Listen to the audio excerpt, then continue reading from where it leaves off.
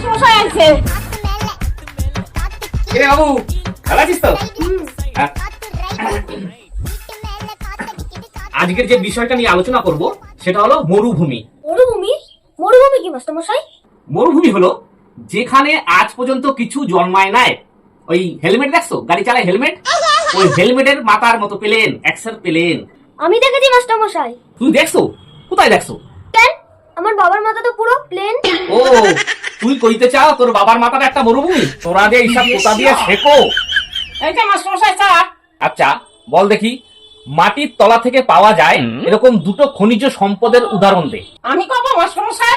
হ্যাঁ, আপনি জানলে বলুন। সাপ আর কেঁচা। হ্যাঁ, আপনারও তো ঠিক আছে, আপনি একটু জানুন, একটু পড়াই, চা খাবো পরে, এনার্জি হারাই গেছে। আচ্ছা, লাস্ট প্রশ্ন, সঠিকভাবে উত্তর দিবি, ঠিক আছে? বেতাল করলে আমি সোজা আলাদা দেবো। আচ্ছা ক দেখি, আমাকে ওই দেশ কে স্বাধীন করছিল? পদার বাবা। পদার বাবা? পদার বাবা দেশ স্বাধীন করছিল? পদার বাবার নাম কি? কেন সুভাষ? সুভাষ? সুভাষ কি? সুভাষ কি? সুভাষ মন্ডল। সুভাষ মন্ডল দেশ স্বাধীন করছিল? তোরে পড়াইতেই আমি যে শিক্ষা পাইছি, আমার আর দরকার নাই, আমি চললাম।